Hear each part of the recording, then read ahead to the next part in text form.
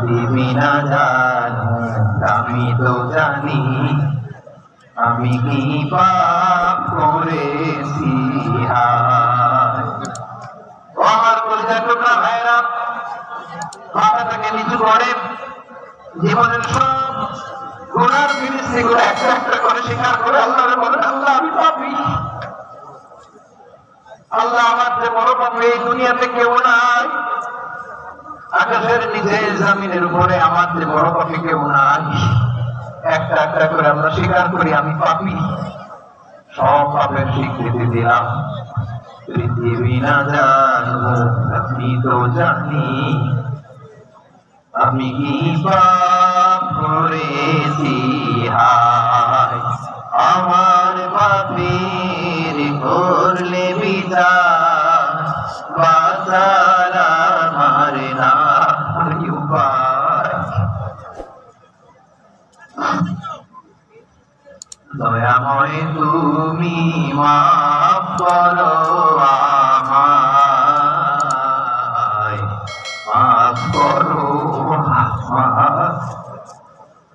তাকদীর মানে পাপের স্বীকৃতি। তাকদীর মানে কি? তাকদীর মানে পাপের স্বীকৃতি। এই দোয়ার তৃতীয় অংশে আছে ইন্নী কুনতু মিনাজ জালিমিন।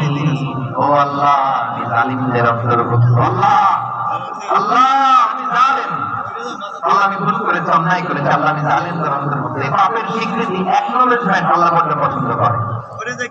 যখন আল্লাহর কাছে আপনি ছোট হবেন, ছোট হতে হতে যত ছোট হবে ওই দৃশ্যটা দেখতে আল্লাহ বড় পছন্দ করে। সুবহানাল্লাহ বলেন।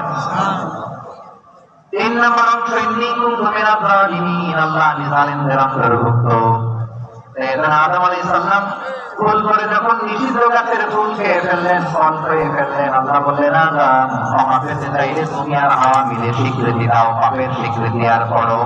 রব্বানা যালামনা আনফুসানা ওয়া ইল্লাম তাগফির লানা ওয়া তারহামনা লানাকুনান্না মিনাল খাসিরিন। ও আল্লাহ আমি আদম আর হাওয়া যালামনা আনফুসানা, আমরা আমাদের নফসের উপর বড় জুলুম করেছি। আল্লাহ ওয়া ইল্লাম তাগফির লানা ওয়া তারহামনা, আপনি যদি ক্ষমা না করেন, আপনি যদি দয়া পরবশ না হন, আপনি যদি রহম না করেন, আমরা তো ক্ষতিগ্রস্তদের মধ্যে শামিল হয়ে যাব। এই দোয়া করার সাথে সাথে সাইয়েদনা আদম আর হাওয়া আলাইহিস সালামকে ক্ষমা করে দিলেন কে? তাহলে এই দোয়ার 3 নম্বর অংশ তাকদীর, এটা আল্লাহ বলতে পছন্দ করে। আমার কলিজার টুকরা ভাইরা, গুনাহ করে স্বীকার যেতে হবে, এটা আল্লাহ ভালোবাসেন। সাইয়েদনা আবু বকর রাদিয়াল্লাহু তাআলা আনহু কৃষ্ণকে বলেন, ইয়া রাসূলুল্লাহ আল্লিমনি দুআআন আদউ বিহি ফি সালাতি, নবী আপনি আমার এমন একটা স্পেশাল দোয়া শিখায় দেন যে দোয়াটা আমি নামাজে পড়ব। নবী বললেন, তাহলে তুমি পড়ো আল্লাহুম্মা ইন্নী যালামতু নাফসি যুলমান কাসীরা ওয়া লা ইয়াগফিরু যুনুবা ইল্লা আনতা ফাগফিরলি মাগফিরাতাম মিন ইনদিকা ওয়ারহামনি ইন্নাকা আনতাল গফুরুর রহিম। সুবহানাল্লাহ। সালাম ফেরানোর আগে পড়েন, কথা কয় না, পড়েন পড়েন। ও আবু বকর নামাজে যদি দোয়া করতে মনে চায় এই দোয়াটা পড়বা, আল্লাহুম্মা ইন্নী যালামতু নাফসি, আল্লাহ জুলুম করেছি আমার নফসের উপর, যুলমান কাসীরা অনেক জুলুম, ওয়া লা ইয়াগফিরু যুনুবা ইল্লা আনতা, আপনি ছাড়া এই জুনুব এই পাপ ক্ষমা করার দ্বিতীয় কোনো রব নাই। আছে আল্লাহ ছাড়া আমাদের গুনাহ কে কে ক্ষমা করতে পারে বলেন তো? কে পারে? কে?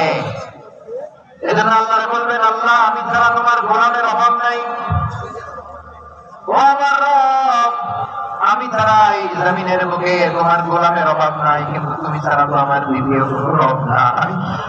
পারবেন বলতে? পারবেন?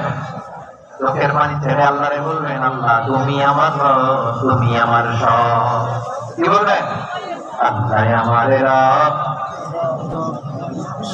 সবাই বলুন আল্লাহ আমার রব, দমে দমে তোর মনে তারি অনুভব, আল্লাহ আমার রব।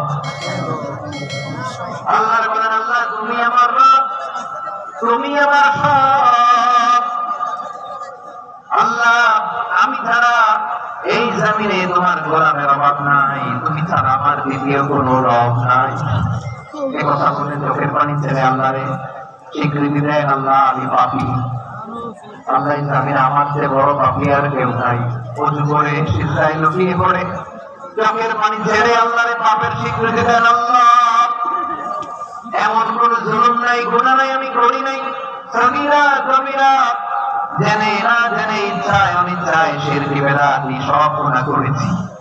আল্লাহ, আকাশের নিচে জমিনের উপরে আমার চেয়ে বড় গুনাহগার আর কেউ নাই। চোখের পানি ছেড়ে আল্লাহরে বলেন, আল্লাহ, আমি ছাড়া তোমার কোরআনের অভাব নাই, তুমি ছাড়া আমার দ্বিতীয় কোনো রব নাই, তুমি ছাড়া তো কেউ আমার গুনাহ ক্ষমা করার নাই, তুমি আমার রব, তুমি আমার সব। বলতে পারবেন? এই তাহলেই আমার দোকানের না, এই স্বীকৃতিটা দেখতে আল্লাহ বলতে ভালোবাসে। কারণ আপনারা সবাই গুনাহগার, আপনারা সবাই কি বিশ্বনবী বলেন কুল্লুকুম খাত্তাউন, মানে আল্লাহ তোমরা সবাই পাপী। সবাই কি? সবাই পাপী। আমরা সবাই পাপী। আপন পাপের বাটখারা দিয়ে অন্যের পাপ পাপী, আমাদের পাপী, এটা ভাবতে মনে হয় না কারণ, তাহলে অন্যের পাপ দেখে আমরা, এটা ভুল। ওর এই পাপ, ও পাপী, ও জানে, ও জাহান্নামী, এরকম একটা টেন্ডেন্সি আমার দেখি হালাত, এটা খেয়াল নাই। খেয়াল করতে হবে যে আমি সবচেয়ে বড় পাপী, ঠিক কিনা বলেন? পাপ করি না এমন কেউ আছি? হ্যাঁ, আছি। কেউ না জানলেও জানে কি আমার পাপের ঘটনা? পৃথিবী না জানো আমি তো জানি, আমি কি পাপ করেছি। আমার কলিজার টুকরা ভাইরা, মাথাটাকে নিচু করে জীবনের সব গুনার ফিরিস্তিগুলো একটা একটা করে স্বীকার করে আল্লাহরে বলেন, আল্লাহ আমি পাপী। আল্লাহ, আমার যে বড় পাপী এই দুনিয়াতে কেউ নাই, আকাশের নিচে জমিনের উপরে আমার যে বড় পাপী কেউ নাই। একটা একটা করে আমরা স্বীকার করি আমি পাপী, সব পাপের স্বীকৃতি দিলাম। পৃথিবী না জানো আমি তো জানি, আমি কি পাপ করেছি। হায় আমার পাপের করলে বিচার, বাঁচার আমার না উপায়। দয়াময় তুমি মাফ করো আমায়, মাফ করো আল্লাহ তাআলা যদি দয়া করে আমাদেরকে মাফ না করে, আমাদের বাঁচার কোনো উপায় নাই। আপনি কি ভেবেছেন আপনার নামাজ দিয়ে আপনি জান্নাতে যাবেন? আপনি তাহাজ্জুদ গুজা দিতে কপালে দাগ ফেলেছেন, এটা আপনারা জান্নাতে নেবে না। আপনি এলাকার সবচেয়ে বড় হাতেম তাই দানশীল, এই দানের ভরসায় বসে আছেন। আমাদের নামাজ, আমাদের রোজা, আমাদের ইবাদত, এগুলো কি মিজানের পাল্লায় উঠালে কোনো ওজনই হবে না। তবে আমাদের একটা কৌশল জানা আছে, আমরা আল্লাহর রহমতের ভিখারি। আমরা সেদিন আগে গুনার স্বীকৃতি দিয়ে দেব। আমরা বলবো, আল্লাহ তুমি প্রশ্ন করার আগে তোমার একটা কথা বলে আমার কিছু জিজ্ঞেস করুন, আমি সব করেছি। এমন কোন পাপ নাই যে পাপ আমার দিয়ে হয় নাই। তোমার রহমত দিয়ে তুমি জান্নাতে অথবা তোমার দয়ায় জান্নাতে যেতে চাই, আমল দিয়ে না। পারবেন বলতে? কেন যদি আমরা বলবো, আল্লাহ আমার আমল দিয়ে জান্নাত চাই না, আমি তোমার দয়া দিয়ে জান্নাত চাই। তোমার দয়া ছাড়া আমার কোনো উপায় নাই।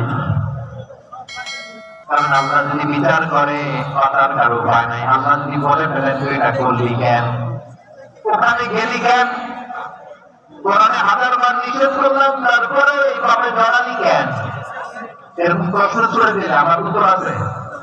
কথার কোন উপায় আছে? রোজ হাসরে আল্লাহ আমার করোনা বিচার, আল্লাহ করোনা বিচার, বিচার জাহিনা তব দয়া ছাড়ি এ গুনাহগার, করোনা বিচার। আপনার আমল দিয়ে জান্নাতে যাবেন?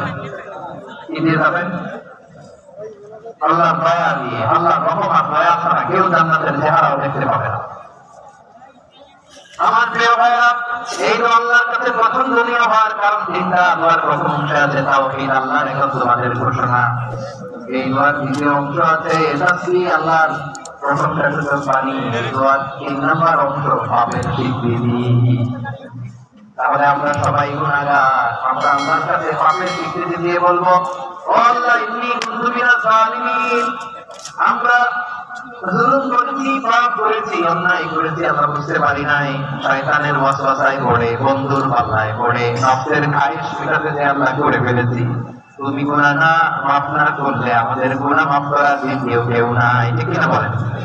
এভাবে অনুতপ্ত হয়ে যদি আল্লাহর কাছে দোয়া করেন, দেয়ালে পিঠ থেকে গেছে, কোন রাস্তা নাই বের হওয়া, ওই মুহূর্তে আপনাকে বিপদ থেকে উদ্ধার করবে কে? বিশ্বনবী চরম বিপদে পড়লে দুটো দোয়া করতেন। প্রথম হলো এটা, লা ইলাহা ইল্লা আনতা সুবহানাকা ইন্নী কুনতু মিনাজ জালিমিন। এই দোয়াটা আমরা বেশি বেশি করব। রাজি আছেন? সবাই আওয়াজ করে পড়ুন ইনশাআল্লাহ। আমার প্রিয় ভাইয়েরা, বিপদে পড়লে বিশ্বনবী আরো একটা দোয়া করতেন, লা ইলাহা ইল্লাল্লাহুল আযীমুল হালিম, لا إله إلا الله رب العرش العظيم، لا إله إلا الله رب السماوات والأرض ورب العرش الكريم। এই যে বললাম রেকর্ড হয়ে গেছে, এখন তো আর ইন্টারনেট মুখস্থ না হলে পরে মুখস্থ করে নেবেন। আল্লাহ ছাড়া কোনো উপাস্য নাই, তিনি সুবহান, মহাসহিষ্ণু। আল্লাহ ছাড়া কোনো উপাস্য নাই, তিনি সুবহান, আরশের অধিপতি। আল্লাহ ছাড়া কোনো উপাস্য নাই, তিনি আকাশের মালিক, জমিনের মালিক, তিনি সুবিশাল, আরশের অধিপতি। সুবহানাল্লাহ পড়েন। এই দোয়াটা কেউ যদি পড়ে যদি রসিলা করে দোয়া করে, তাকে বিপদ থেকে মুক্তি দেয় কে? মনে থাকলে আপনাদের, তাহলে বিপদের প্রথম ধাক্কা কি যেন করতে হয়? ইন্না লিল্লাহি। তারপরে কি বলে আল্লাহর কাছে নিজেকে সঁপে দিতে হয়? লা ইলাহা ইল্লা। দেয়ালে পিঠ থেকে গেলে লা ইলাহা ইল্লা আনতা সুবহানাকা ইন্নী কুনতু মিনাজ জালিমিন। দুই নম্বর হচ্ছে লা ইলাহা ইল্লাল্লাহুল আযীমুল হালিম, লা ইলাহা ইল্লাল্লাহু রাব্বুল আরশিল আযীম, লা ইলাহা ইল্লাল্লাহু রাব্বুস সামাওয়াতি ওয়াল আরদি রাব্বুল আরশিল কারীম। মনে রাখবে ইনশাআল্লাহ। বলেন সবাই ইনশাআল্লাহ, আওয়াজ করে সবাই ইনশাআল্লাহ। ইনশাআল্লাহ। এজন্যই বলে লা ইয়াজালু লিসানুকা রাতাবান মিন যিকরিল্লাহ। সবসময় আল্লাহর স্মরণ দিয়ে, জিকির দিয়ে জিহ্বাটাকে সিদ্ধ রাখো। আর শয়তান জাসিমুন আলা কলবি ইবনে আদম, শয়তান বনি আদমের কলবে খামচি মেরে বসে থাকে। ফাইদা আকারাল্লাহ খালাসা, মানুষ যখন আল্লাহ স্মরণ করে, জিকির করে, শয়তান দৌড়ে পালায়। ওইদা গাফালা ওয়াসওয়াসা, যখনই বনি আদম গাফিল হয়, তখনই শয়তান তার হৃদয়ে ওয়াসওয়াসা দেয়। এজন্য বিপদে পড়লে ইন্না লিল্লাহ, নিজের সব গ্রহণ করার পরে, নিজের রোল প্লে করার পরে নিজেকে আমরা কি বলে সঁপে দিব? সবাই বলেন, সবাই বলতে হবে আর জোরে বলে। মনে থাকবে বিপদে পড়লে প্রথমে ইন্না লিল্লাহ, এরপরে নিজেকে যখন সঁপে দিব তখন হাসবুনাল্লাহ। এরপরে কঠিন বিপদ যখন বিশ্বনবী পড়ছেন তখন কি করতেন? এমন বিপদ মাঝে মাঝে হয় না, দেয়ালে পিঠ থেকে যায়, চোখে মুখে অন্ধকার, কি করবো দিশা খুঁজে পাই না। এরকম হয় কখনো? হ্যাঁ, আপনাদের হয়? হয় না? তো জান্নাতে আছেন আপনারা। হয় হয়, এরকম হয়েছে না যে দেয়ালে পিঠ থেকে গেছে, চোখে মুখে অন্ধকার, ওই যাবো, কি করবো, বাঁচানোর কেউ না। এরকম হয়েছে কখনো আপনাদের? যদি হয় তাইলে এটা সলিউশন বলবো, না হইলে তো এগুলো করে লাভ নেই। হয় হয় হয়। বিশ্বনবী এরকম কঠিন বিপদে পড়েছেন জীবনে কিছু কিছু মুহূর্তে, ওই মুহূর্তে বিশ্বনবী স্পেশাল দুইটা দোয়া পড়তেন। এই দোয়াগুলো আপনাদেরকে জানিয়ে দেয়। বিশ্বনবী বলেন, কঠিনতম বিপদে যখন পড়বা, দেয়ালে পিঠ থেকে যায়, যখন অন্ধকার বাঁচার কোনো উপায় নেই, তখন পড়বা লা ইলাহা ইল্লা আনতা সুবহানাকা ইন্নী কুনতু মিনাজ জালিমিন। আল্লাহ, তুমি ছাড়া কোনো ইলাহ নাই, তুমি পবিত্র, নিশ্চয় আমি জালিমদের অন্তর্ভুক্ত। সুবহানাল্লাহ বলেন। এই দোয়া সাইয়েদনা ইউনূস আলাইহিস সালাম পড়েছিলেন যখন মাছের পেটে ছিলেন। কিসের পেটে?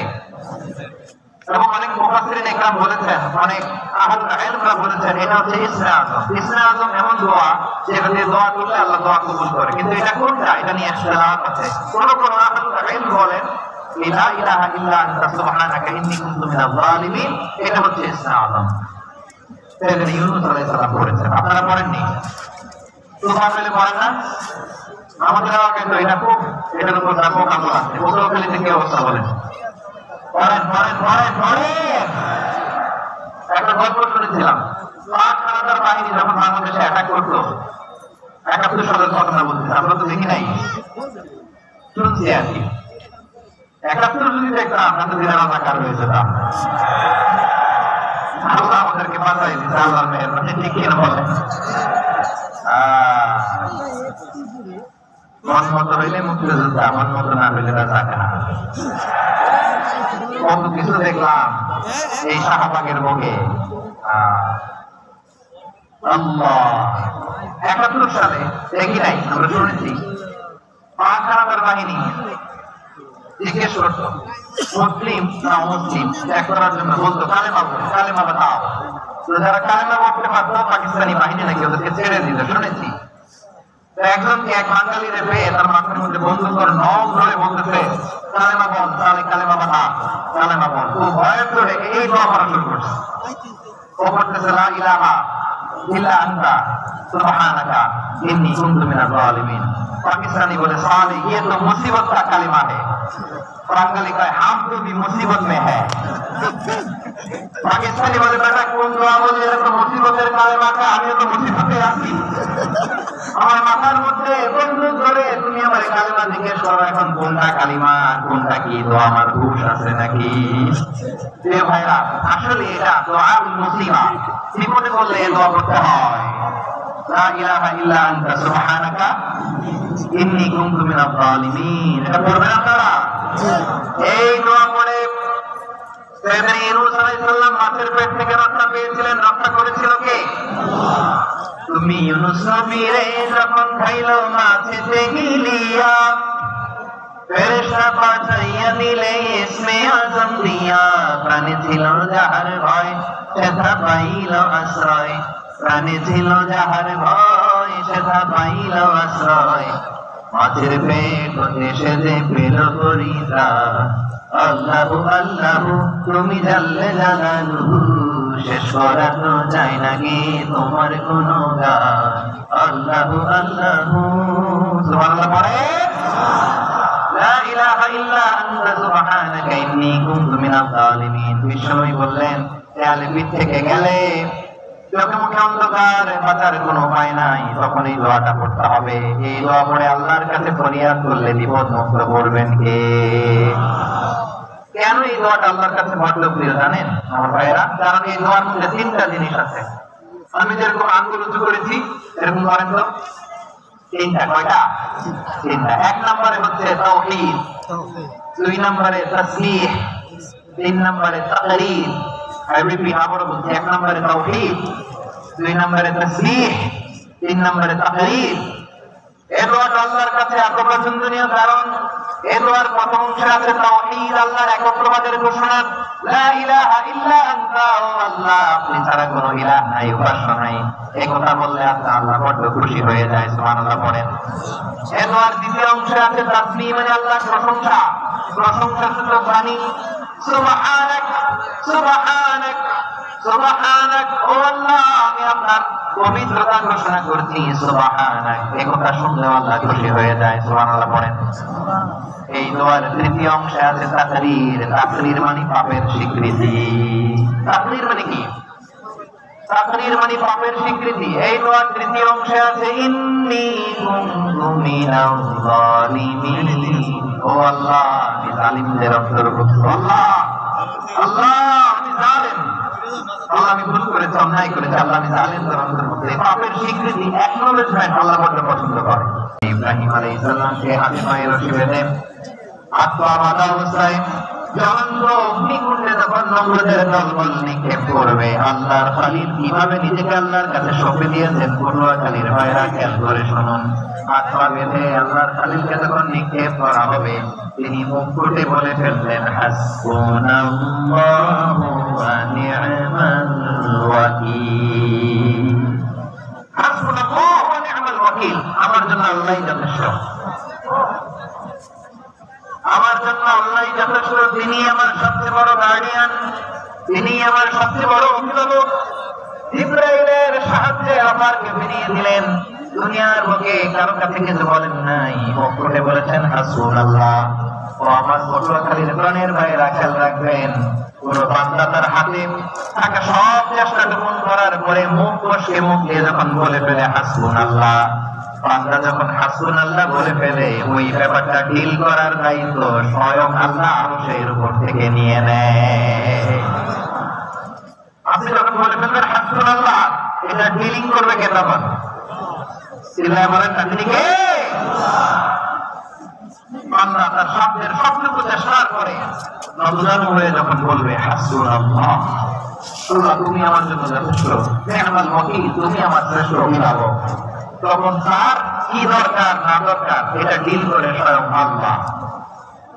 দেখে আপনারা ইব্রাহিমকে অগ্নিকুণ্ডলীতে হাজার হাজার মানুষের দৃশ্য দেখার জন্য জড়ো হয়েছে এরকম বিশাল ময়দানে, কিন্তু কি অবাক করা ঘটনা, সবাই ভয় পাচ্ছিল না যদি কি হয়ে যায়। আল্লাহর খালিলকে যখন আগুনের কুণ্ডলীতে নিক্ষেপ করা হয়, আল্লাহর খালিল ইব্রাহিম আগুনের কুণ্ডলীর মধ্যে বসে বসে মানুষগুলোর দিকে তাকিয়ে হাসতে শুরু করে দেয়। কারণ আকাশ থেকে রব্বুল আলামিন স্পেশাল ওয়ার্নিং নাযিল করেছেন, স্পেশাল হুকুম জারি করেছেন, কুল্লা ইয়া নারু কুনি বারদাও ওয়া সালামান আলা ইব্রাহিম। ও খবরদার, সৃষ্টি শুরু থেকে তোকে একটা ধর্ম আমি বাতলে দিয়েছিলাম, তোর ধর্ম আগুনের ধর্ম হলো যা পাবে জ্বালিয়ে সরকার করবে। আল্লাহ তোর ধর্ম দিয়েছিলাম, তুই সব জ্বালিয়ে পুড়িয়ে সরকার করে দিবি, কিন্তু ক্ষণিকের জন্য আমি তোর জ্বালিয়ে দেওয়ার ক্ষমতাটাকে কেড়ে নিলাম, জ্বালিয়ে ভস্ম করে দেওয়ার ক্ষমতা আমি কেড়ে নিলাম। কুনি বারদান, ঠান্ডা হয়ে যা, কিন্তু এত বেশি ঠান্ডা হবি না আবার আমার ইব্রাহিমের জন্য সর্দি লেগে না যায়। সুবহানাল্লাহ, এত আস্তে বললে হবে? কুনি বারদান, মানে বরফ ঠান্ডা, ঠান্ডা হোক, কিন্তু এত ঠান্ডা হবি না যাতে আমার ইব্রাহিমের কষ্ট হয়। আগুন বলে আল্লাহ একবার বললাম ঠান্ডা হও, আবার বলো এত ঠান্ডা হবি না যাতে খালিলের সর্দি না লাগে। কেমন ঠান্ডা হবো, কেমন এনভায়রনমেন্ট তৈরি করে দেবো বলো? আল্লাহ বললেন সালামান আলা ইব্রাহিম, আমার খালিল, আমার কলিজা, আমার ইব্রাহিমের জন্য তুই জান্নাতের গুল বাগিচা হয়ে যা। ও ভাই, নবী মুসার মতো ঈমান হলে রাস্তা হবে সাগর জলে, নবী ইউসুফের মতো ঈমান হলে একে একে দরজা খোলে। নবী ইব্রাহিমের মতো ঈমান যদি আজ থাকে বিদ্যমান, অগ্নিকুণ্ডে দেখতে পাবে খুব সরদে ফুল ভাগা।